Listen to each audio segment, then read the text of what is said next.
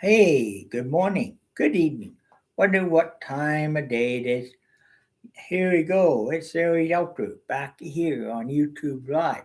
Talk about snow, ice, and unplowed sidewalks. I got a slip. I fall about twice today. Ah, boy, not nice weather at all. But I was thinking about how cold it was and all that. Now, there was something I had to hold back for a while because it pretty not something I would say, but not. But finally, it now declassified what I had to say. Now, so what? Okay, what happened to living at 500 McNabb Street North back then? Well, I went to Home Depot, buy brand new air conditioner, bring it back from Home Depot in cab. I get up there were cop cars, military vehicle, and everything there, and soldiers, and all around the building, and all were in there. And I'm trying to get home with this package. So I ended up, I had to first I ended up showing my IDs to the Canadian Armed Forces there. And what the hell going on here?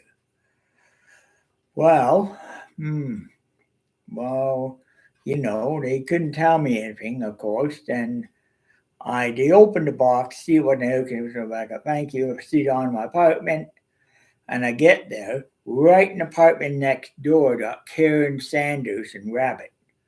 Well, I'm gonna say a, a Karen, a Karen and a Rabbit. Karen, Karen, and like a HOA Karen, and another and a Mr. Karen. Oh, Mr. Mrs. Karen. And about the army demanded them to come in and remove, demanding them to open. They refused to open. Then they said, "Want this?" They said, "The FEMA warrant. Well, once we get the military court order to do, we will take the door down." Well, they didn't. They stood there and refused to move. Basically, well, unfortunately, the military decided they wanted to could get the mine to that because the big area there. You can't get there from mine. If you could, if you know how, it's impossible. But ask that, and it wasn't possible to get that unit because the only way you can get down there is repelling down the side of the building and coming through the freaking balcony door. Well, you know what they did?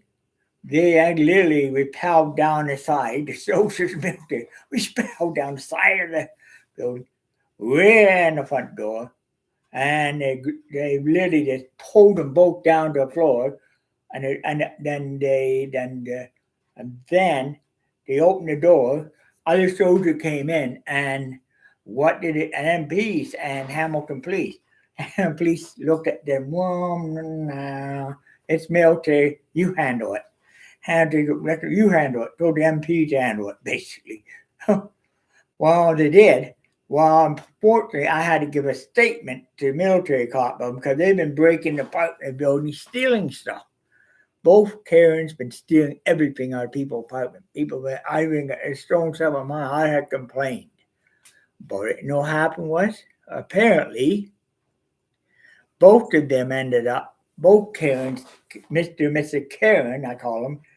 Well, they ended up in handcuffs. They ended up being hauled down to the military base. I heard, and I was sitting, and they interviewed me at the Indian James Street Armories about it and stuff like that. I was interviewed with the armory by MPs now about what I knew and what I knew about it, and then I told them everything. And then they told me this: "You're gonna get a, they're gonna what we're gonna do." The MP said, "Well," told him right, went in the other room, sat and what we're gonna do is we're gonna enlist you in the army, we're out of rank, and then we're gonna civilian court martial you both, Karen and Karen.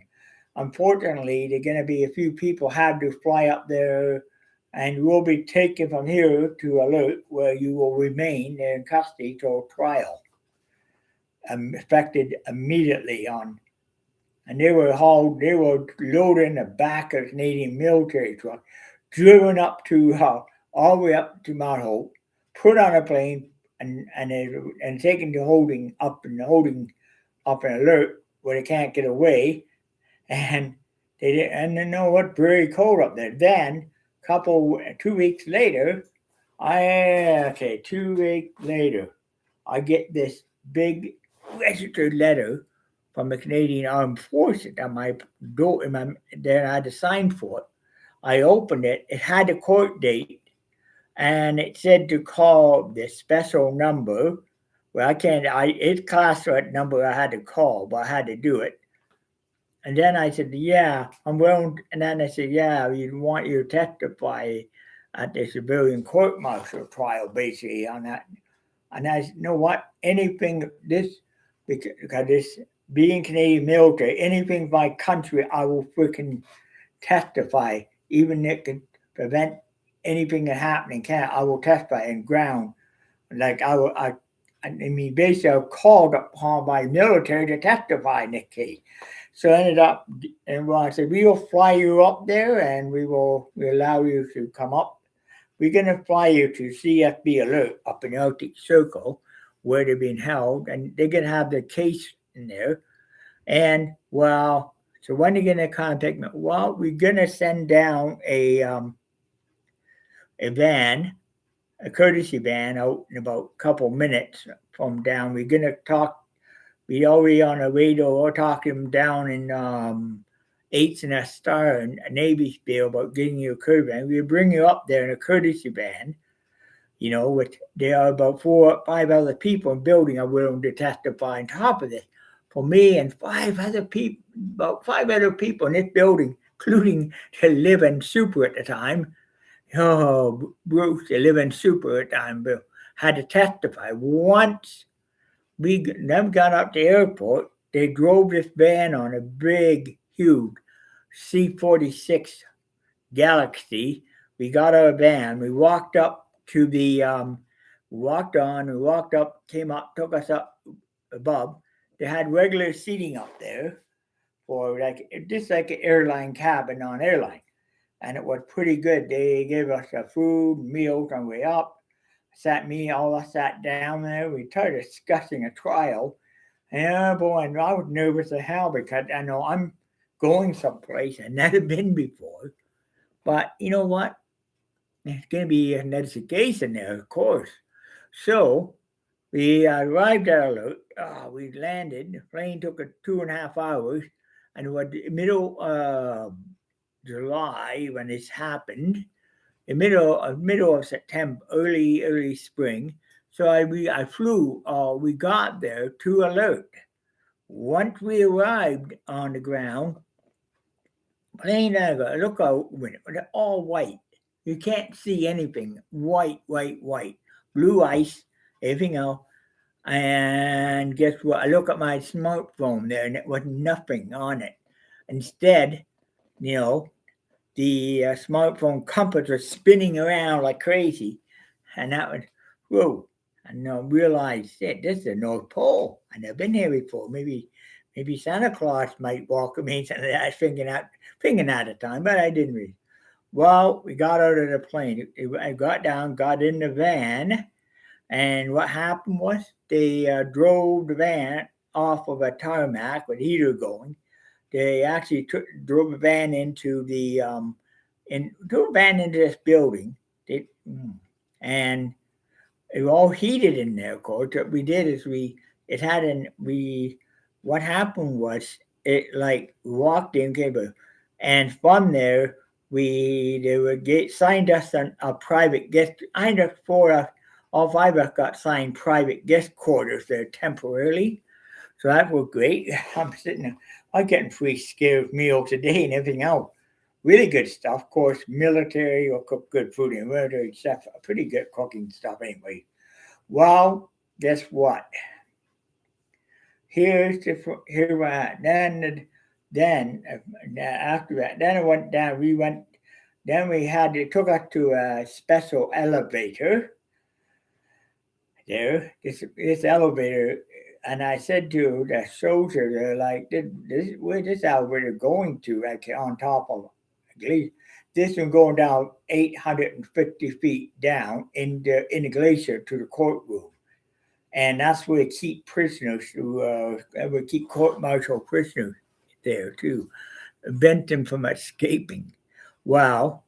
So go down this elevator and see layers and layers of ice, like blue ice, blue and black, blue, a lot of blue and some black and everything else. Finally, door opens up and it would light that in there. It would carve right out in the glacier, hollowed out tunnel in the glacier, carved out. It actually was where Noah happened was. You could see like rocks now where it was on the ground, but that's about it. Well, anyways, and I said, so well, this, I said, yeah, we went right down to the bottom of the glacier and we built the courtrooms there.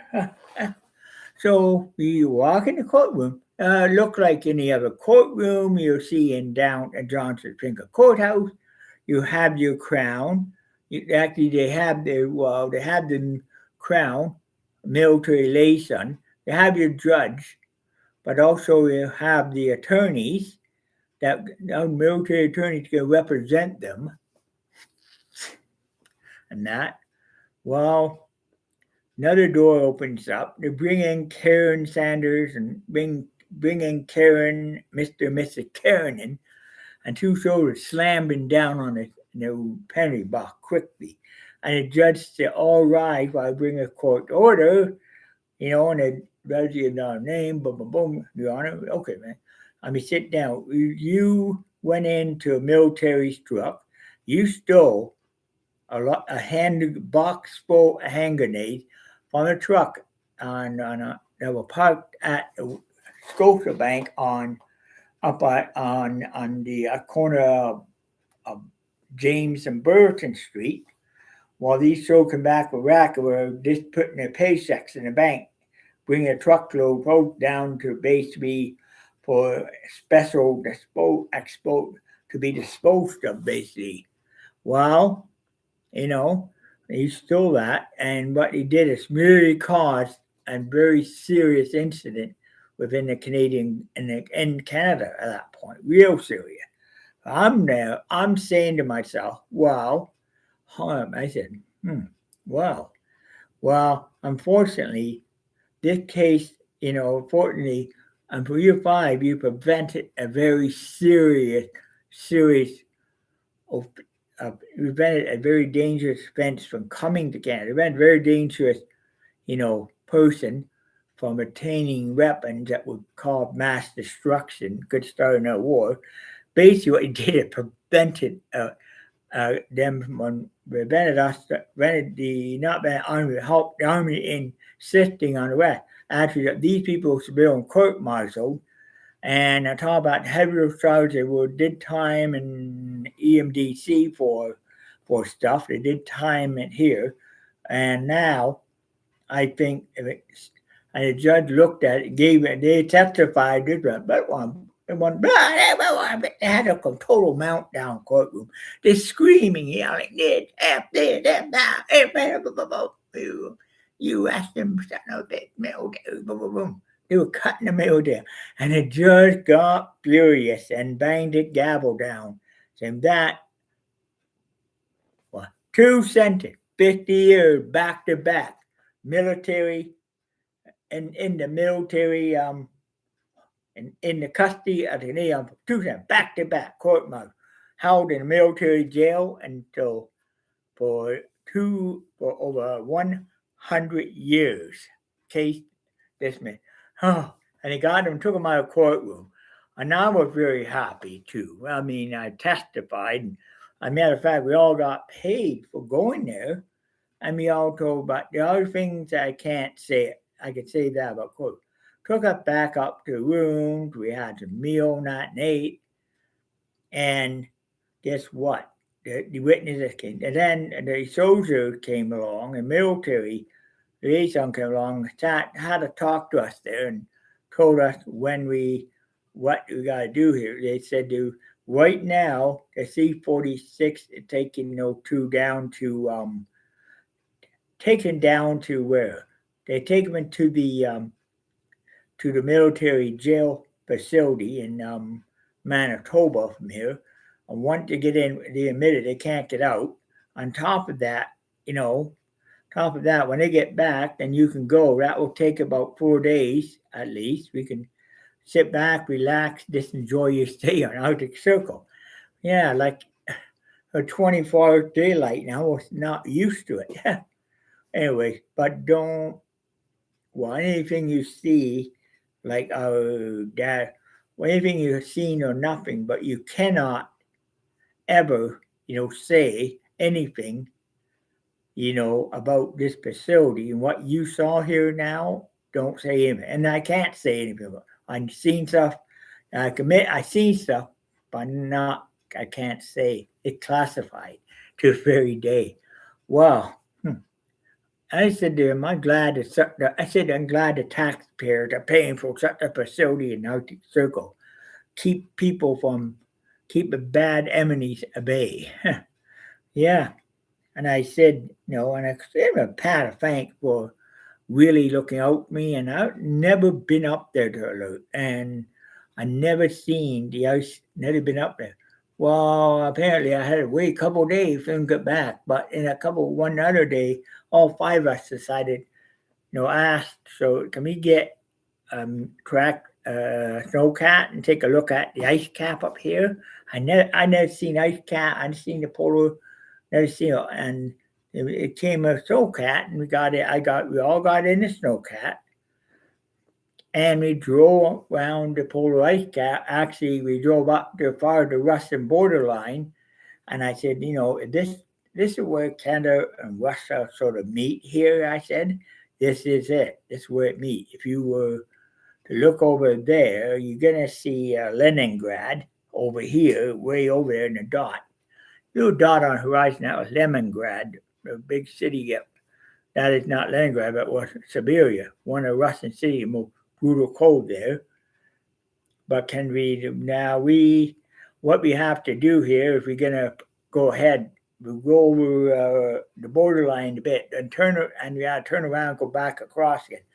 Because we cannot cross the border without permission. Well, it doesn't matter. They allow us to turn around here within their space, but we're not allowed to come any further than that. What they did, went around, showed other areas out there.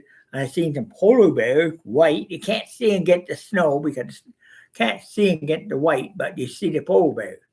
And then we went out and that too. And then we saw, then he said, and we got right up on top there, and we stand there, and the army guy, this, you're actually right at the North Pole, top of the world. Huh. Yeah. Oh, and the compass in the Jeep, and it was spinning around and around. My watch, my little watch there, it was acting up. My phone could not handle, the magnetic fields were going like crazy. Roaming off a Russian cell site too at that point. So I'm gonna be dinged overseas charges big time. And the military, don't worry about that. Now we're gonna not soldiers that driving a vehicle. Don't worry about it. You can that. So what happened? Then finally, we went back to CFB alert. We went back into rooms, into this, rooms, bunkhouse that had a fully accessible kitchen, everything else. And we lie down, we had sleep, and we then got our meals, everything else. But then finally the C-46 got back from drop them off, and they had the van on board. What they drove, and finally we got into this van, and guess what? We got in the van, and we're cold. We got in the van, we drove a van on the C-46. The tires were spinning on ice up there, glacier ice. We got in there, and it had snow. And top of that, it was snowing so hard on the van. So when we got there, they closed the door on Hercules, brought us up again to the lounge, and sat us down. But they had 2 jail cells in the Hercules and a base there. And know what they for? They were for they had jail cells in there. That's where keep military prisoners that after court martial we transport them down. We transport witnesses that of the crime up and wall to this location. Yeah, the whole 5 of us got out, got seated in the seat, and then they came around with meal, and we sat down, relaxed, and enjoy. And then finally we got over down and started to see more and more green. That's on the quote, flying over cloud ceiling, more and more green. And what we did, and finally, happened was, and finally the plane finally came into Hamilton and landed at Mount Hope Airport on the regular runway, same place, big jet then. And then we pulled over to one side of the runway. And then we all went down. We got a van. A van to this have snow and ice up in the wheel. So what did we do? Well, we drove off the van, and it was 82 degrees, and it was very hot outside. It was all snow melted. They turned the air conditioner on the vehicle right away, and happened. And we drove to. And they drove us down to home. But when we left the airport, you see big hunks of ice coming out from bottom of the van. Hunks of ice were falling off the van, and snow and stuff were melting. It was just like they left a puddle of water going down James Street. Some of the glacier ice got whopped up into the van. We were melting on coming back. And then we got home. He said I had to sign off a piece of paper. It says, not to disclose the outcome of a trial until this day in 2026, which is the 14th today. So I couldn't disclose it. Now I can. We got there, and they went to jail. Hadn't heard anything after that. City housing renovated apartment. The property manager at the time was Hino Ranka, took over. Property manager was run, but the guy that was the tenant, the Darren Super Bruce, got promoted. He actually, literally, the army decided, to bring. He got recruited into the armed forces for his action, and 2 other people there got recruited as well. But I didn't want to get involved at the time, but But from the son of the soldier knew my nephew very well. Son knew Daniel very, very well. Anyways, son knew that person very well. Well, anyway, so I was done the testification. Finished. I got home, sitting relaxed, and nothing on Nita, nothing but because they didn't want people to know. And I seen stuff there I can't even say it till the very day. Me not to say. Only time I could say is if I abandon the base and leave it totally abandoned. Then it would be declassified. Otherwise, I can't say it. It's classified. Now, if it did, I'll be in jail. I don't want to be there. Well, those 2 guys actually were wanted terrorists. Mr. and Mrs. Karen were wanted terrorists and testified against them in military court, and they were court-martialed for that. Guess what? I prevented there with a terrorist regime from taking over Canada, and big time. Now, I can say this too. Today, weather was real crappy today.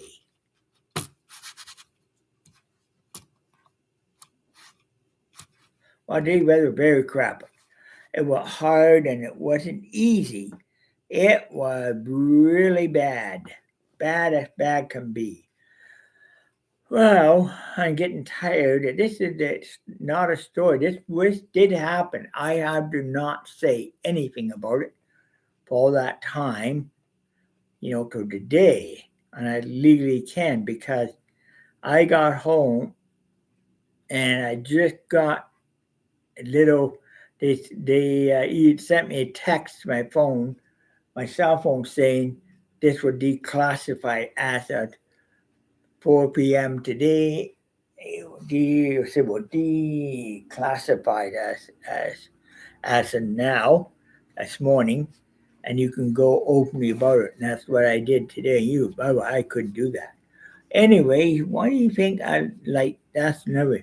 But that was another travel. I never been to the North Pole, and 2 feet over about a foot and a half over Russian border by about just enough, about maybe distant here to no fill. Turned around, came back away. Got no reason why, because Russia allowed that to happen, but that's only that.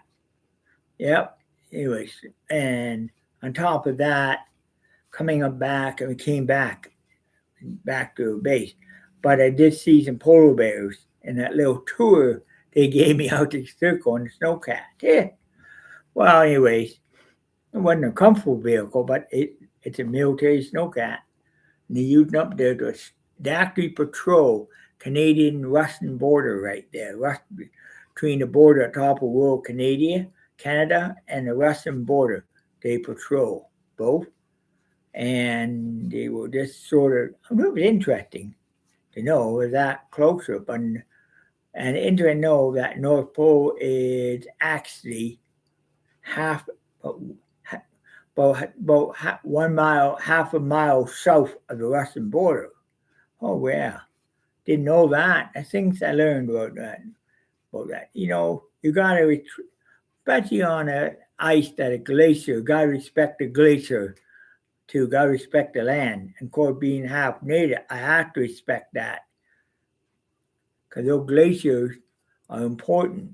They provide fresh water. Matter of fact, all the fresh drinking water I drank on a CFB alert is what they do is they take the glacier ice and they heat it, and they melt the ice.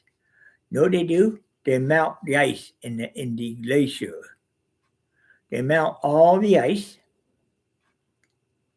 and the ice turned into water, and the water then is supplied and drinkable. I take a hot shower with it and everything else. That was cleanest water I ever drank. That's true. Anyway, so I wish I'd take that back, but I didn't take it back now because, you got to stay where it is. It can't be siphoned and used for fresh water here. I wouldn't have to you know why? Because the Mother Earth would not be happy at me if I did that. Yeah. So, you know, enough said about that. This is pretty interesting. I thought I'd tell you now. Now it's been declassified. It was a trip I will never forget, but it's something I wasn't planning on doing at that time. Never been that far north in my life. That's the first time I've been right at the North Pole. All because two people decided they're going to rob hand grenades from a military truck.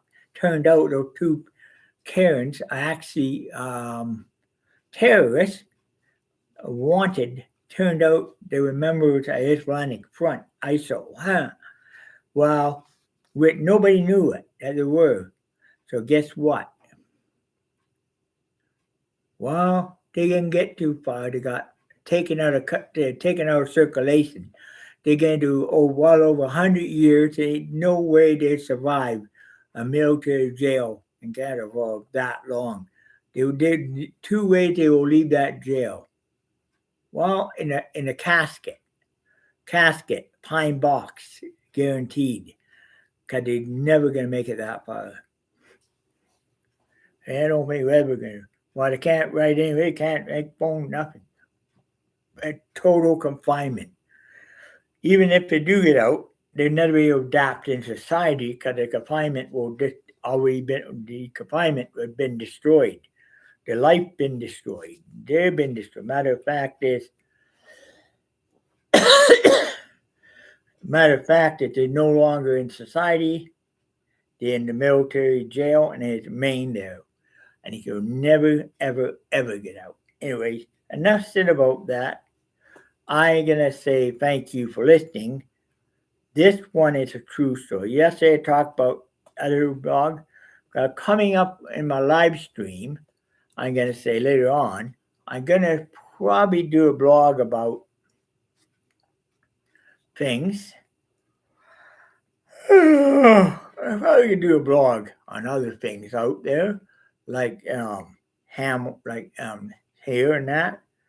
And I'm probably gonna do this summer. I plan to go back to Camp Crop Women's.